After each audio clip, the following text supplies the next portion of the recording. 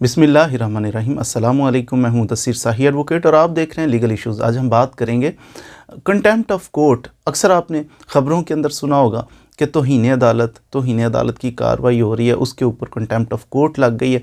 ये contempt of court कब लगती है, किस पे लगती है, और ये तौहीन अदालत जो है इस पे सज़ा कितनी हो सकती है, कैसे होती है, इसके बारे में मुख्तसर सा इसकी अक़साम वगैरह हम डिस्कस करेंगे इंशाल्लाह। तो शार्ट से टाइम में आज आपको तौहीन अदालत के बारे में कुछ ना कुछ रहनुमाई कर देते हैं।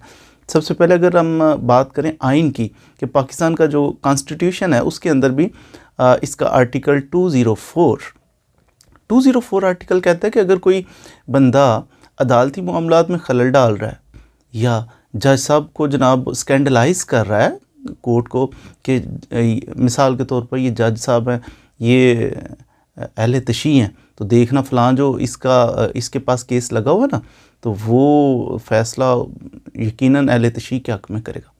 हालांकि नॉर्मली ऐसा होता नहीं है। जजेस जो हमारी जुडिशरी है वो ज़ात पात की बेसिस पे थोड़ी फ़ैसले करती है। बहरहाल स्कैंडलाइज करना हो इसकी ज़ात, इसकी बरादरी, इसका फ़िरका, इसका कबीला, इन चीज़ों के बना के ना, तो स्कैंडलाइज, इसकी अजीज़दारी है फ़लाँ शहर में इसलिए फ़लाँ जज ऐसे फैसला, स्कैंडलाइज करना किसी जज को, या अदालत के अंदर अदालत का माहौल ख़राब कर देना, ऐसी कुछ चीज़ें लेके जज साहब को अप्रोच करना, ये यानी इंसाफ करना। अदालत का मकसद है इंसाफ करना। तो अगर इंसाफ की राह में हर्डल्स क्रिएट की जाएं किसी भी तरीके से, अब वो जज साहब जिसके बारे में स्कैंडल हमने बनाया कि ये अहले तशी है, तो देखना ये अहले तशी के हक़ में ही फ़ैसला करेगा।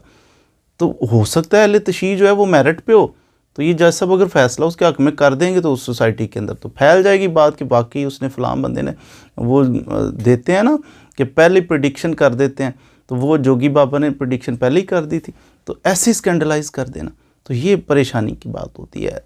तो जो बंदा, आइन कहता है 204 कहता है कि अगर कोई बंदा जज को स्कैंडलाइज कर रहा है या फिर किसी भी तरह से हर्डल क्रिएट कर रहा है, तो जज साहब उसको सज़ा दे सकते हैं। इस पर स्पेशल एक लॉ भी बन चुका है पाकिस्तान के अंदर, 2003 में बना था, the contempt of court ordinance 2003। अब 2003 में तो ये ऑर्डिनेंस बन गया, लेकिन उसके बाद इसमें सेक्शन इसका 3 और सेक्शन 5 इसके अंदर थोड़ी सी अमेंडमेंट भी की गई 2016 में, तो फिर इसे कहते हैं the contempt of court act 2016, amendment act 2016। अब ये एक्ट क्या कहता है? एक्ट के अंदर फिर वाज़ेह तौर पे लिखा गया कि जो शख्स किसी भी तरीके से हर्डल क्रिएट कर रहा है जनाब अदालती मामलात में, कंटेम्प्ट की काइंड्स इसमें बयान की गई कि क्रिमिनल कंटेम्प्ट करता है, सिविल कंटेम्प्ट करता है, जुडिशियल कंटेम्प्ट करता है, किसी भी तरह से कंटेम्प्ट करता है, उसको सज़ा भी दी जाएगी, उसको जुर्माना भी किया जाएगा। अब इसका सेक्शन 3 कहता है अगर कोई बंदा अदालत की हुक्मदुली करे, अदालत कोई हुक्म दे देती है, वो कहता है नहीं मानता मैं, अच्छा जी, या अदालत से बदतमीज़ी करता है, या अदालत में कोई स्टेटमेंट देता है, मिसाल के तौर पर बंदा स्टेटमेंट अदालत में देता है कि मैं सर ऐसा आप ठीक कह रहे हैं, ये दूसरी पार्टी भी एग्री करता हूँ, तो मैं ये फ़लाँ काम मैं इसको गुड कर देता हूँ, जो मैं गलत किया मैं दुरुस्त कर देता हूँ। उसकी स्टेटमेंट कार्ड, थंब इम्प्रेशन आ गया, साइन कर दी, बाद में जाकर मुकर जाता, कहते मैं नहीं करता। तो ऐसा को करे, जजेस को स्कैंडलाइज करे, अदालत को स्कैंडलाइज करे, तो ये बंदा जो है कंटेम्प्ट ऑफ कोर्ट के ज़ुमरे में आता है, और इसकी सज़ा होगी, इसको 6 माह के लिए कैद की सज़ा हो सकती है और 1 लाख रुपया जुर्माना हो सकता है कंटेम्प्ट ऑफ कोर्ट ऑर्डिनेंस 2003 के तहत। अब इसमें फर्दर अगर आगे चले तो इसके अंदर ये भी लिखा हुआ है कि 1 साल के बाद कंटेम्प्ट ऑफ कोर्ट की कार्रवाई नहीं की जा सकती।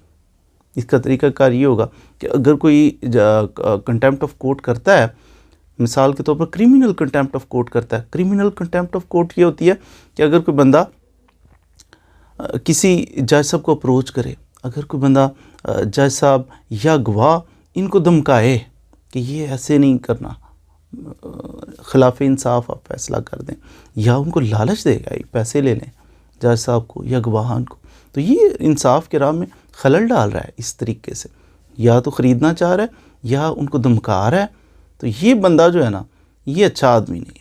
ऐसे बंदे को फिर ये क्रिमिनल कंटेम्प्ट ऑफ कोर्ट है, जो क्रिमिनल कंटेम्प्ट ऑफ कोर्ट करे, फिर उसको मिसाल के तौर पे हाई कोर्ट के जज साहब के साथ इसने क्रिमिनल कंटेम्प्ट ऑफ कोर्ट किया, किसी गवाह को धमकाया, ऐसा कुछ मामला किया ना, तो ऐसे बंदे को फिर ये जज साहब क्या करेंगे, ये फिर रेफ़र कर देंगे, कंटेम्प्ट ऑफ कोर्ट का नोटिस देंगे इसको और रेफ़र कर देंगे चीफ़ जस्टिस साहब को।